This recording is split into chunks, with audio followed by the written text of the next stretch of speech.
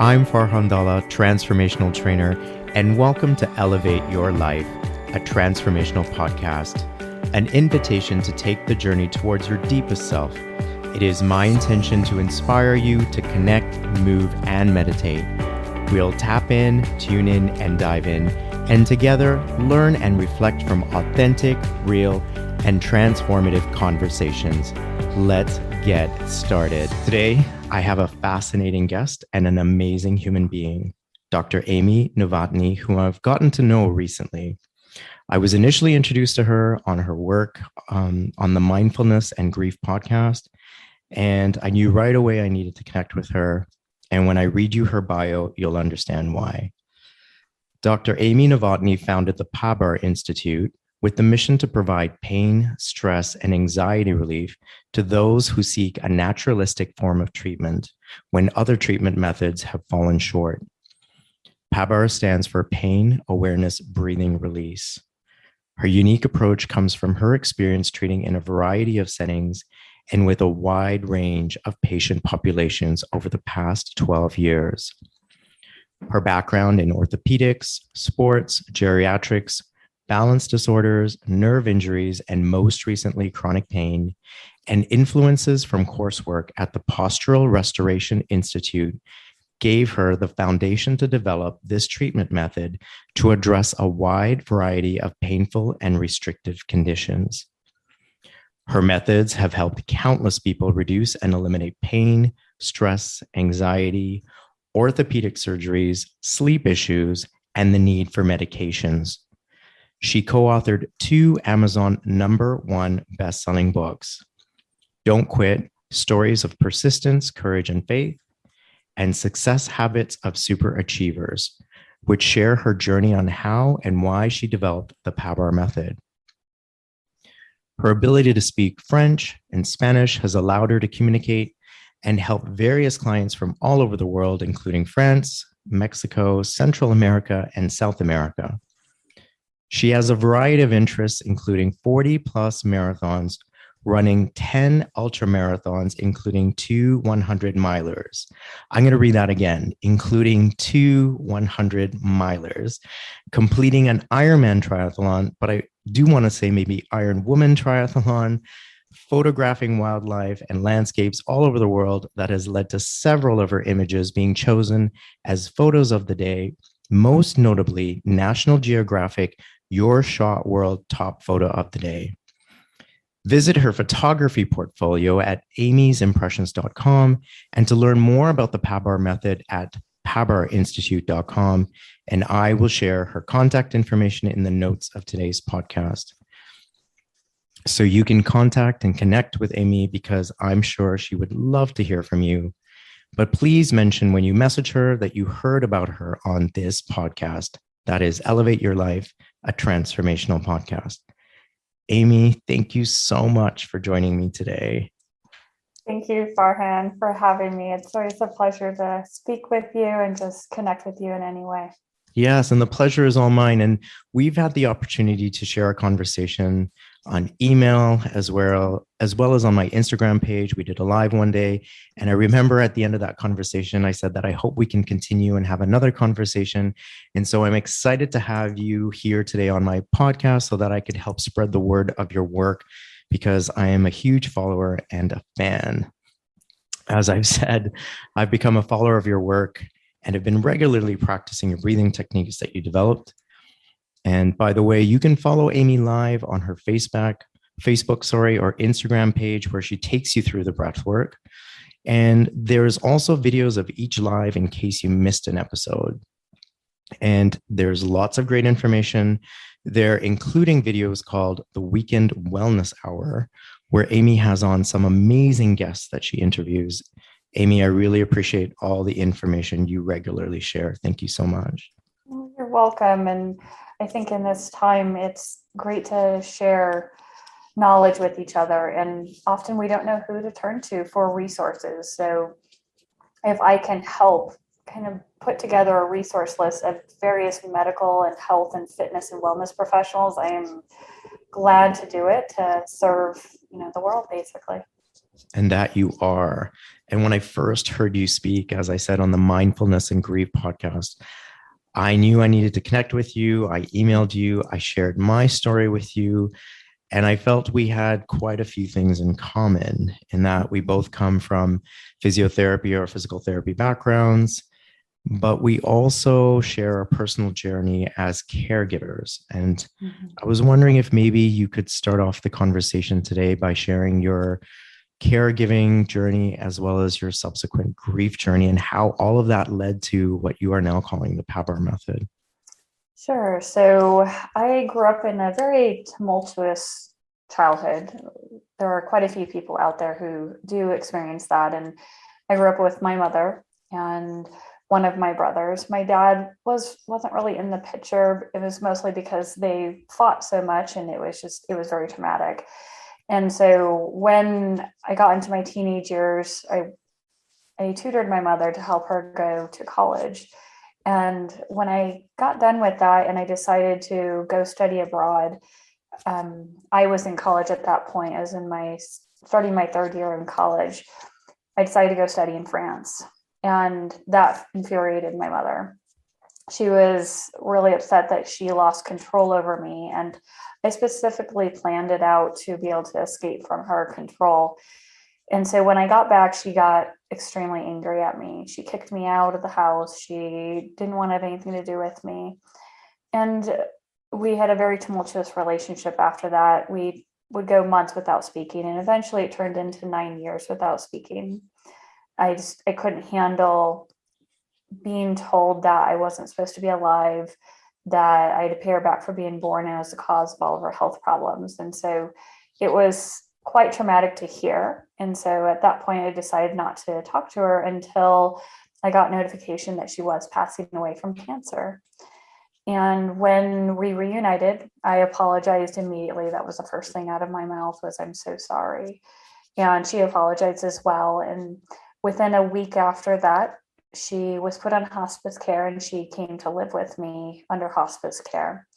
That was, as you can imagine, going from a very independent woman and not having contact with someone who had verbally and mentally abused you to now taking care of her. It was quite a shock to my system, shock to my body, shock to my lifestyle.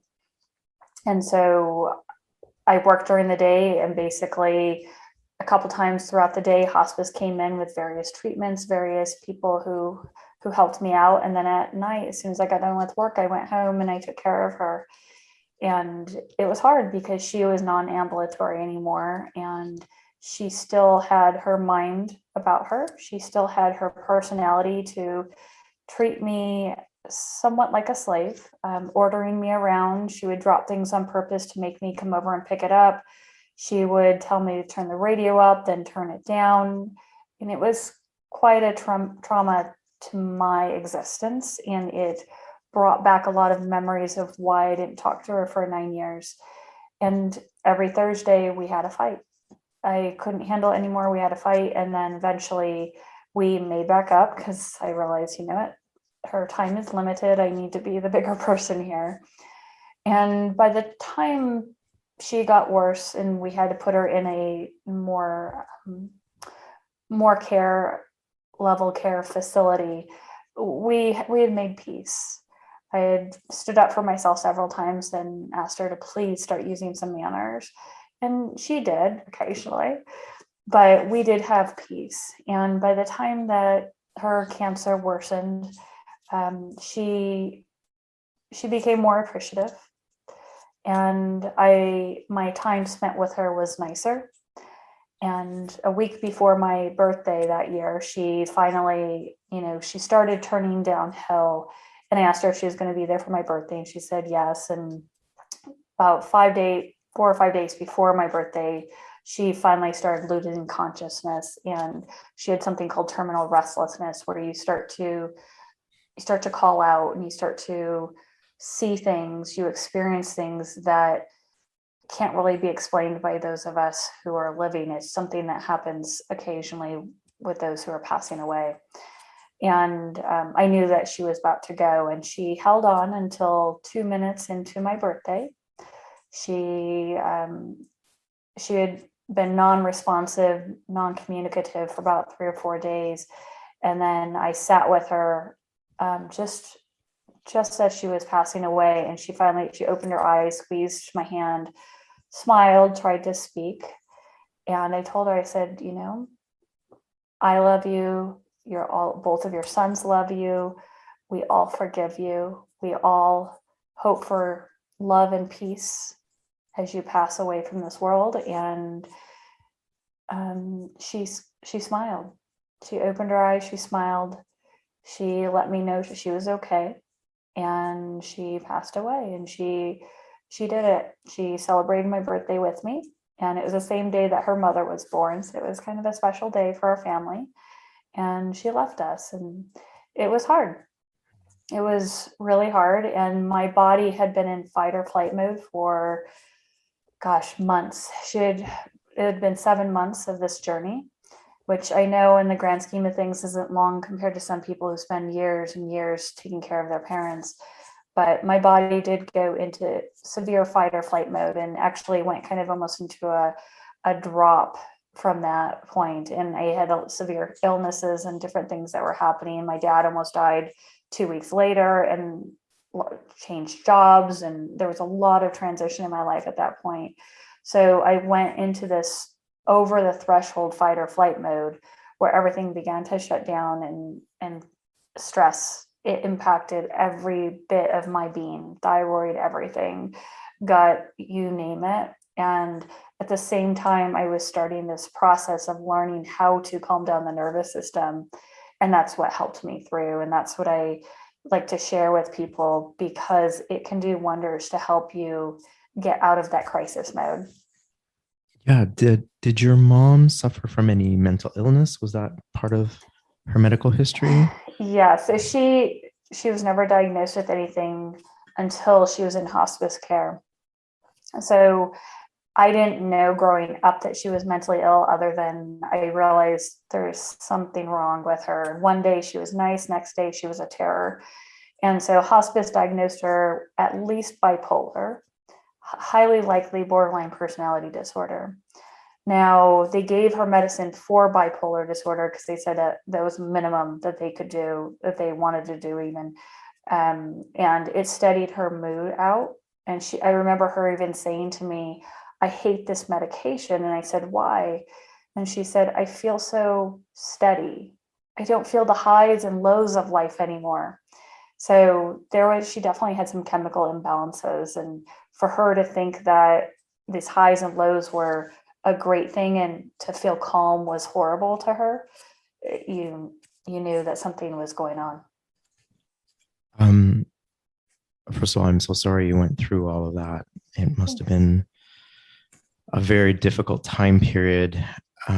You did mention that you felt you were in the fight or flight mode during that 7-month period during her illness. But in hindsight, looking back, do you think that a lot of that was experienced in your childhood, growing up, being around in that environment? And, unfortunately, with the impact of someone with mental illness and the way that you were treated, do you think that fight or flight was within you for a very long period of time for you to have, the reaction that you did and the way your body broke down and compounded with your dad's illness on top of that? Mm-hmm. Absolutely. I mean, one of my first memories of my life is hiding under a table with my parents screaming at each other. I mean, that's one of my earliest childhood memories, that and chasing a rabbit. But pretty much growing up with her, I never knew what each day would bring. I was always on guard. And it also drove me to act as perfect as I possibly could in every single way, which hopefully most people know by now that is not healthy. There is nothing healthy about perfectionism, nothing healthy about being afraid to make mistakes. And it's something that I carried with me. And yes, it gave me the drive for school. It gave me the drive to learn things, but it wasn't a healthy drive to those types of behaviors. So I really understand the fight or flight mode. And I remember being a kid thinking, I never want to become an adult because all they do is be stressed out. And my model was her. I never saw her happy and just jovial and laughing. I mean, occasionally here or there, but it wasn't something that was sustained. So, yeah. Yeah. And when I heard you speak on the Mindfulness and Grief podcast, and it was the first realization I think that I had that I too had been in fight or flight for so long myself, having been a caregiver, not just for my mother, but also my father prior to that. And we're talking about over 10 years worth of caregiving. And as you know, when you're a caregiver, you're always on alert. You always have to be turned on. You have to be ready for the unexpected. And some of my memories of these moments of having to be in fight or flight mode would often happen in the middle of the night. And in particular with my dad, during his cancer treatment, he would have episodes of delirium. And so there was one night where I was startled and woken up. And when I came into the hall, he was holding onto the walls thinking we were being attacked. Oh. And on another episode of his delirium, he was holding onto the wall. And when I came out, my mom was on the floor, and somehow he had shoved her to the ground while she was trying to help him get back to bed. Mm. And so I didn't know who to help first, to get my mom off the floor or to get my dad, to calm down and go back to bed. And my mom said to me, "I'm fine. You get your dad settled and then come back for me." Mm-hmm. And many times he would fall out of bed, and often in the middle of the night. And one time he found himself trapped on the stairs, and he was seated and he couldn't get up. And I had to call the paramedics to come and help. And then with my mother, she had a history of falls. And so we gave her a motion detection pendant to wear that would, if she had a fall, it would set off an alarm, which would alert paramedics. And the alarm would go off in the house to notify all of us that there was a situation. And so many times I would jump out of bed startled, run into my mom's bedroom. And sometimes there were false alarms. And unfortunately, other times I would find her on the floor and I would have to carry her and pick her up and go back to bed. And so long story short, I've been in fight or flight for so long. And even since both of them have transitioned, learning to go back to sleep without worrying that something's going to happen in the middle of the night has been something of a newness to learn. And your PABR method of breathing has been something that I've been practicing even at night so that I can, calm my nervous system down and go to sleep. Mm-hmm. And so I was wondering if maybe we could talk about the PABR method now, and you could describe what it is and why it is that it's so beneficial and how it helped you during your period when you were coping with, the illnesses that happened after your mom passed away. Absolutely. So the approach is basically a nervous system approach. If we look at the common denominator for people in pain, stress, anxiety, people getting ready for orthopedic surgeries, people with sleep issues, it's all that nervous system, that fight or flight nervous system. We get ramped up to the point that we either numb ourselves, we either can't feel something, our muscles don't work the way that they're intended to work. So that's the common denominator for all of it. And so if we can approach all of those issues by looking at what is the fight or flight nervous system doing, that's truly the method that we're doing with the PABR method. So PABR stands for pain, awareness, breathing, relief. We're looking at getting you from pain to relief using awareness training, breathing training as a process to shift you. And so the breathing part of it comes in because breathing and breath work, we know, is a method to tap into the fight or flight nervous system to calm it down. Now, the key is with breath work is if your body is in a position of fight or flight mode, your breathing typically responds and reflects that. So we have to be careful. There's a lot of breath work out there that changes like the rhythm of your breathing, whether it's box breathing, bucceco, there's different types out there. But if your rib cage is set in fight or flight mode, your breathing is going to continue to exacerbate the fight or flight response. That's something that we have to be aware of. And part of the PABR method is looking at your body position, pairing that with changing your breathing mechanism. So the magic of the two is what calms your nervous system down and helps you out. Because your rib cage position, if your ribs are elevated in front, that means your back muscles in the back along your spine are going to contract to help hold those ribs up in front. If we think of that Superman posture, when you do that, that's going to stimulate that fight or flight nervous system that lies along your spine. So we want to avoid that. But often we're taught Superman posture because it looks good, because it makes you feel powerful. But as soon as you do that, you can feel yourself feel more awake. That's that you're kicking your high alert system.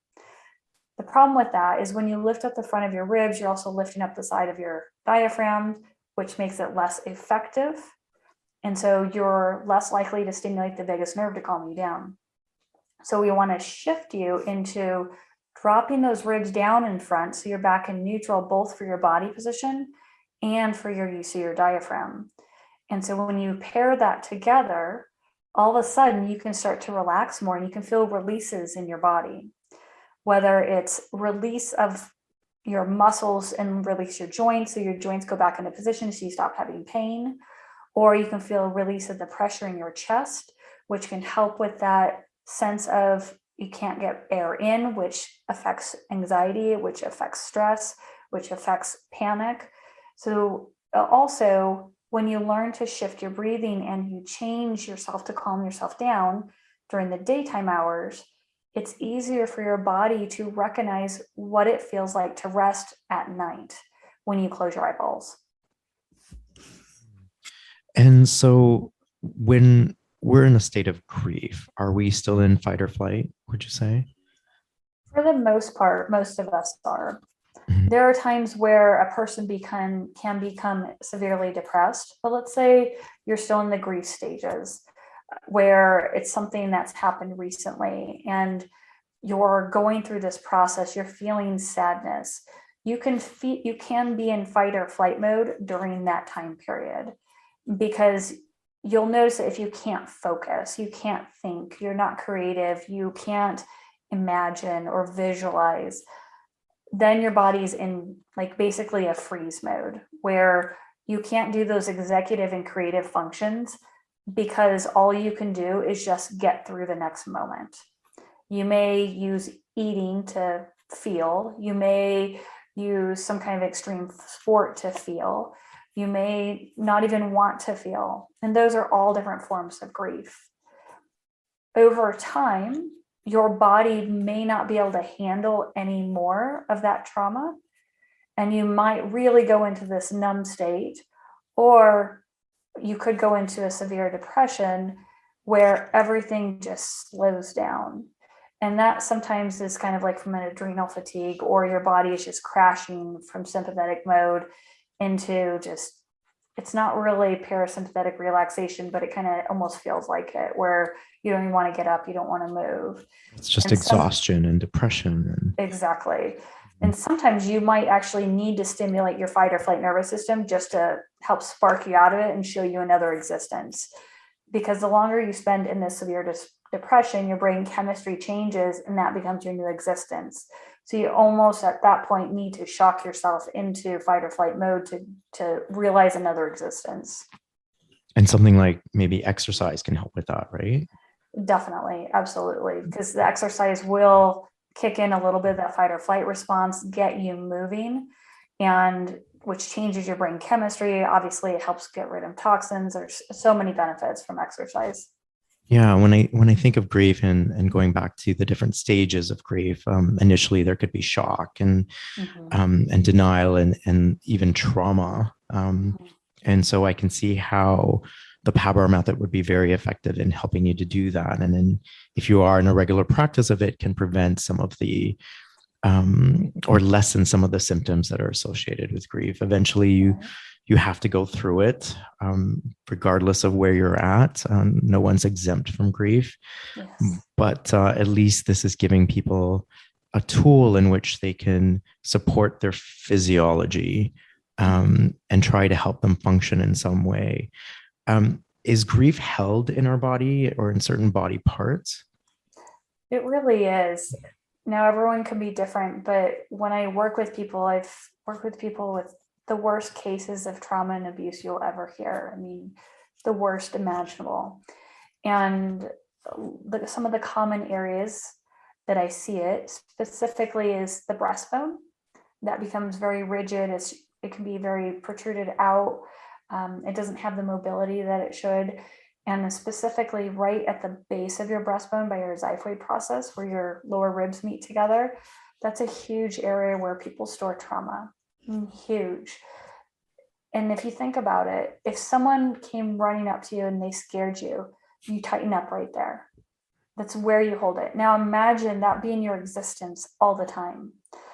When that's your existence and you store that emotion and trauma in there, it affects your physical body. It affects how your nervous system works. It affects your ability to function and to do things in your daily life. So that's a huge area. A couple other areas are the armpit areas and then the front of the hips, kind of like that groin area.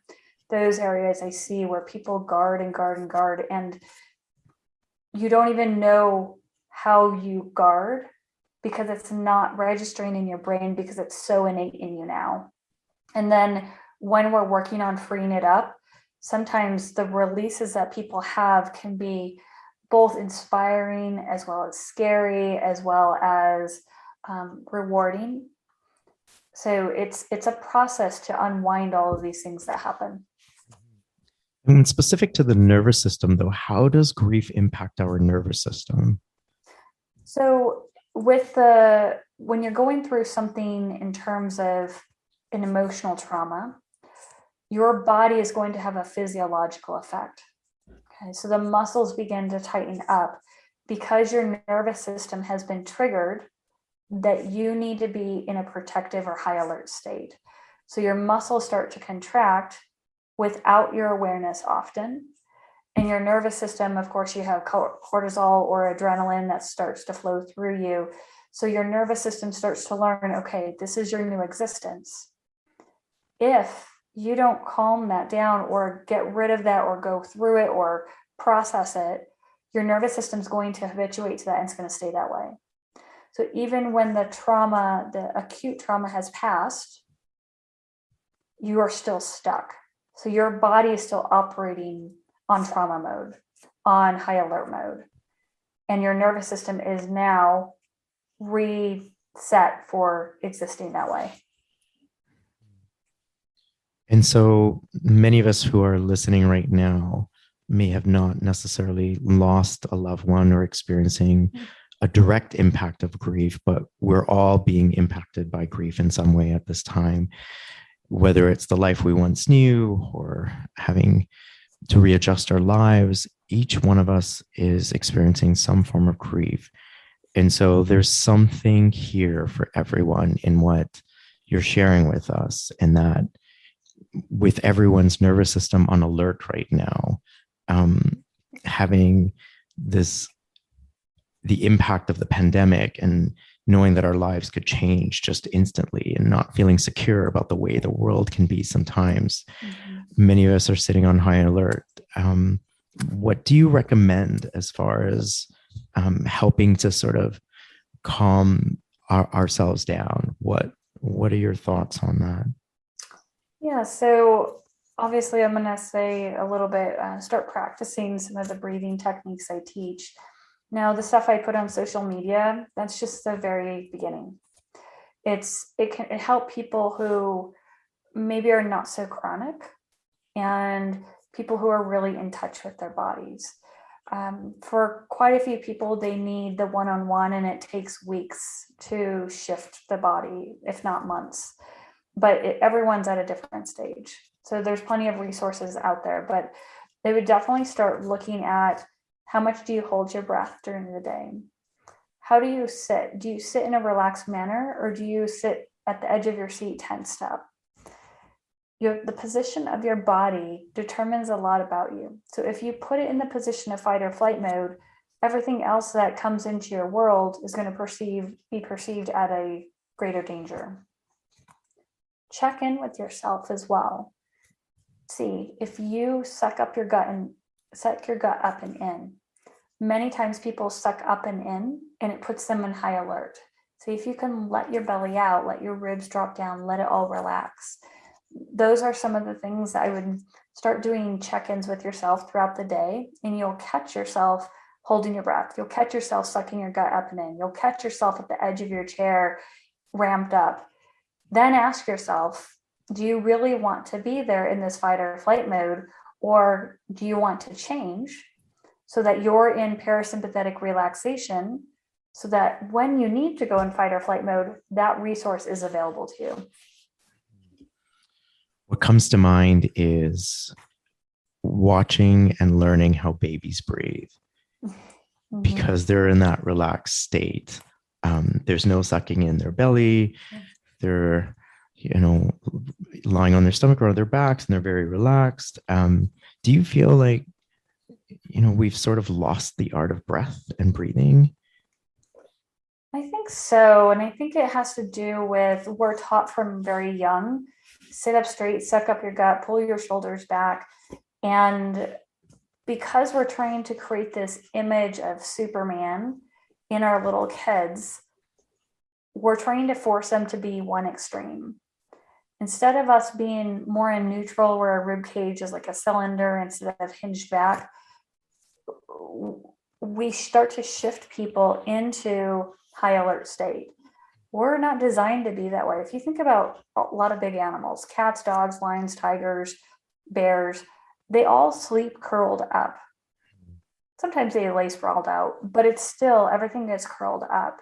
And then when they want to, or when they need to, they get up and run, chase something, they stretch, they arch their back, they wake themselves up, and then they perform. They're not on high alert all day long.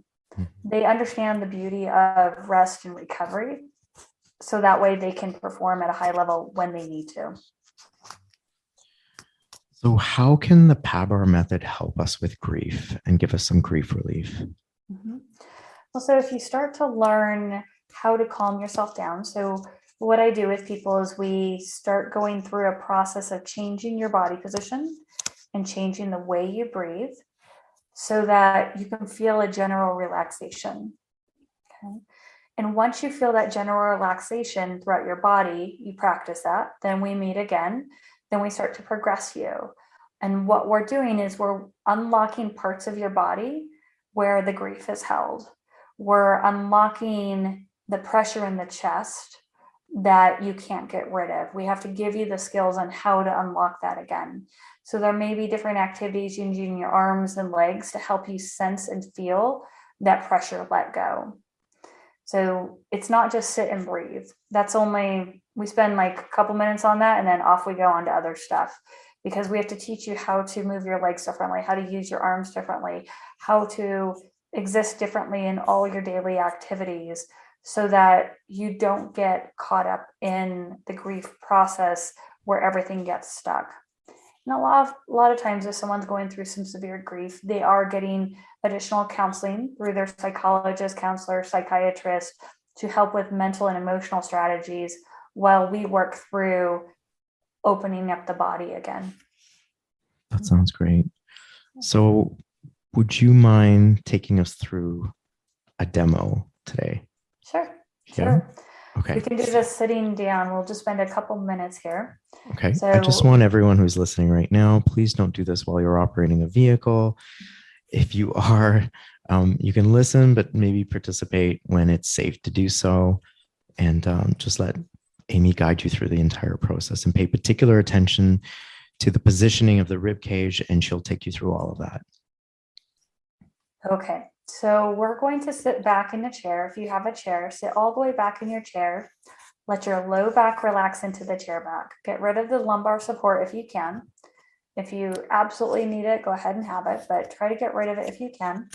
Let your tailbone curl underneath you. Feet flat on the ground.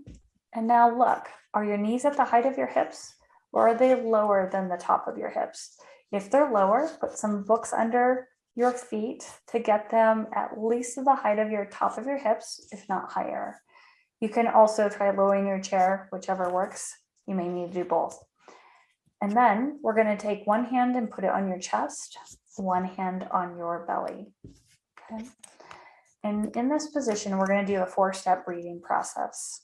We're going to breathe in through the nose, pause a second, blow out through the mouth, and then pause and hold the breath for 3 seconds.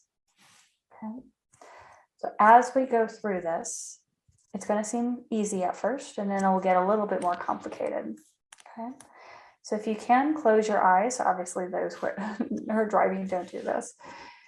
So close your eyes, and we're going to just listen to my voice and follow the instructions. So we're going to gently breathe in. Breathe in your nose, pause, and blow out through your mouth. Hear the air whooshing out of your mouth. Hold. Hold. Now breathe in. Gently breathe in your nose without effort. Pause and blow out. Blow out through your mouth. Hear the air come out. Hold. And breathe in. Gently breathe in. Feel the air go in passively. And blow out. Feel your chest melt in. Away from your hand, feel your belly spill out. Hold. Hold. And breathe in. Gently breathe in. Feel the air go in passively. And blow out. Chest melts in. Let that low back go, belly opens. Hold. Hold. And breathe in. Gently breathe in. Feel the air go in without effort. Pause. And blow out. Chest melts in. Armpits relax. Belly opens. Hold. Hold. And breathe in. Gently breathe in. Feel the air go in passively. And blow out. Armpits relax. Let that low back go, belly opens. Hold. Hold. And breathe in. Gently breathe in. Feel the air go in passively. And blow out. Chest mounts in. Low back lets go. Belly softens. Hold. Hold. And take a break. So that's just a little snippet to get people started. There's a lot more involved than that, but at least we'll get you the idea of how you want to start to shift your breathing. That was great. And I know you mentioned that that would be just the beginning of a session with you.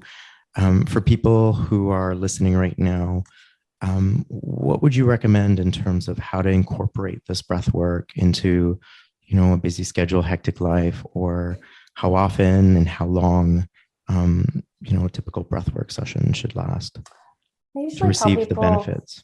Sure. I usually tell people for about 5 minutes. When you first wake up, do a little practice. Before lunch, a little bit of practice because it helps with digestion. Again, before dinner, and then a few minutes before bed. So if you can break it up just a little bit here and there, it starts to get your nervous system to realize, wait a second, I don't need to be ramped up all the time. I can actually take a break. And you start to crave being calm. You start to crave not being on high alert. And so your nervous system starts to change more and more. But even so, I still encourage people to practice a little bit throughout the day, even if you have shifted more into the calm side of the scale. What I love about this is that it all starts with the breath, and how really we're trying to get people to come to their natural state of being, because the parasympathetic response is our natural state. It's not the fight or flight, though we need it. It's there for our safety in times of emergency, and when we need to be in high alert and we need to be on adrenaline, but we're not meant to be that way all the time. But that all healing also starts with breath, and everything begins with breath. And I don't I don't see how you could be on a healing journey of any sort and not be addressing the breath piece. It's really about working from the nervous system and the inside out. Whereas oftentimes, as practitioners and physical therapists, we start with symptoms and work on the outside and start looking at what's in front of us and assessing range of motion and strength. But the nervous system is a key component to all of this. So I'm so grateful that you're getting this message out there, that you're sharing it with the world. I love what you do. I will continue to follow you on Facebook and Instagram. And for those of you who are, trying this breathwork right now with us, you've only gotten a sample of what Amy has to offer. Please do look her up and contact her if you have any questions. If you have a particular issue that maybe you've been working with a particular practitioner or many and you haven't gotten anywhere, perhaps Amy has some valuable insight and information to help you on your healing journey, whether it's grief or orthopedics, pre-op, post-op, orthopedic stresses and injuries, or just maybe you have a type A personality and you want to learn a new way of living and come back to your natural state of being. So thank you. Thank you very much, Amy, for joining me today and for sharing your light and being a powerful source of light in this world today. Thank you so much. Thank you so much for having me on, Farhan. Really appreciate it. I'm Farhan Dalla. Thank you for taking the time to listen to today's episode of Elevate Your Life, a transformational podcast. I hope today's conversation has elevated you in some way and inspired you to connect, move, and meditate. I'd really appreciate your support by following and rating this podcast. Come back soon and join me for another transformative conversation.